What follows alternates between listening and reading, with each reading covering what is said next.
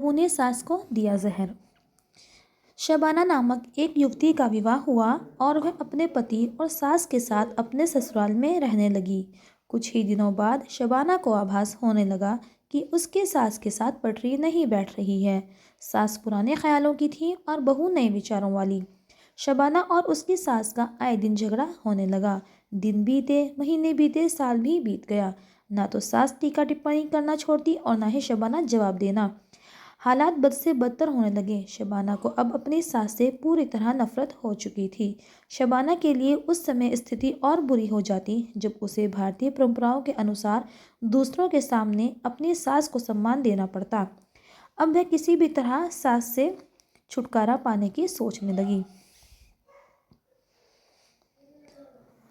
एक दिन जब शबाना का अपनी सास से झगड़ा हुआ और पति भी अपनी मां का पक्ष लेने लगा तो वह नाराज़ होकर मायके चली आई। शबाना के पिता आयुर्वेद के डॉक्टर थे। उसने रो रो कर अपनी व्यथा पिता को सुनाई और बोली, आप मुझे कोई जहरीली दवा दे दीजिए जो मैं जाकर उस बुढ़िया को पिला दूं, नहीं तो मैं अब ससुराल नहीं जाऊंगी। बेटी का दुख समझते हुए पिता ने शबाना के सिर पर प्यार से हाथ फेरते हुए कहा, बेटी, अगर तुम अपनी सास को जहर खिलाकर मार दोगी तो तुम्हें पुलिस पकड़ ले जाएगी और साथ ही मुझे भी, क्योंकि वो जहर मैं तुम्हें दूंगा, इसलिए ऐसा करना ठीक नहीं होगा। लेकिन शबाना जिद पर अड़ गई, आपको मुझे जहर देना ही होगा। अब मैं किसी भी कीमत पर उसका मुंह देखना नहीं चाहती। कुछ सोचकर पिता बोले, ठीक है, जैसे तुम्हारी मर्जी, लेकिन मैं तुम्हें जेल जाते हुए भी नहीं देख सकता, इसलिए जैसा मैं कहूँ वैसा तुम्हें करना होगा। मंजूर हो तो बोलो, क्या करना होगा? शबाना ने पूछा। पिता ने एक पुड़िया में जहर का पाउडर बांधकर शबाना के हाथ में देते हुए कहा, तुम्हें इस पुड़िया में सिर्फ एक चुटकी जहर रोज अपनी सास के भोजन में मिलाना है।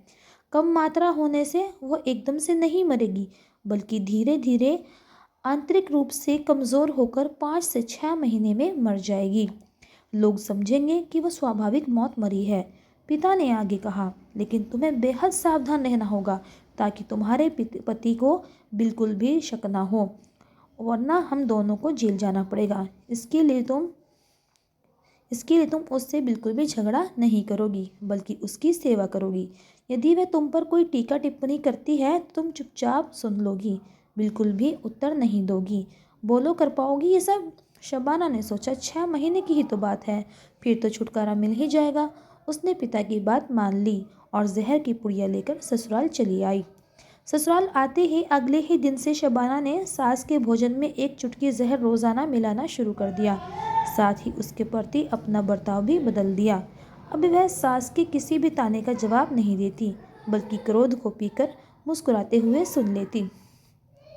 रोज उसके पैर दबाती और उसकी हर बात का ख्याल रखती। सास से पूछ पूछ कर उसकी पसंद का खाना बनाती, उसकी हर आज्ञा का पालन करती। कुछ हफ्ते बीतते बीतते सास के स्वभाव में भी परिवर्तन आना शुरू हो गया।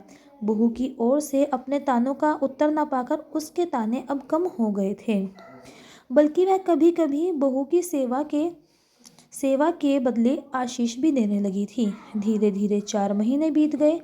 शबाना नियमित रूप से सास को रोज एक चुटकी जहर देती आ रही थी, किंतु उस घर का माहौल एकदम से बदल चुका था।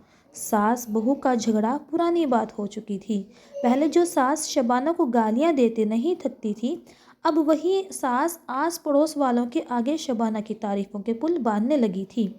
बहू को साथ बिठाकर खाना खिलाती और सोने से पहले भी जब तक बहू से 4 प्यार की बातें ना कर ले उसे नींद नहीं आती थी। 6ठा महीना आते आते शबाना को लगने लगा कि उसकी सास मर जाएगी। 6ठा महीना आते आते शबाना को लगने लगा कि उसकी सास उसे बिल्कुल अपनी बेटी की तरह मानने लगी है। उसे भी अपनी सास में माँ की छवि नजर आने लगी थी। जब वह सोचती कि उसके दिए जहर से उसकी सास कुछ ही दिनों में मर जाएगी तो वह परेशान हो जाती थी। इसी ओहापोह में एक दिन वह अपने पिता के घर दोबारा जा पहुंची। पिताजी, मुझे उस जहर का असर ख़त्म करने की दवा दीजिए, क्योंकि अब मैं अपनी सास को मारना नहीं चाहती। तो वो बहुत अच्छी हैं और अब मैं उन्हें अपनी माँ की तरह चाहने लगी हूँ। पिता ठठाकर हंस पड़े और बोले, जहर? कैसा कैसा जहर? मैंने तो तुम्हें जहर के नाम पर हाजमे का चून दिया था। बेटी को सही रास्ता दिखाइए, माँ बाप का पूर्ण फर्ज अदा कर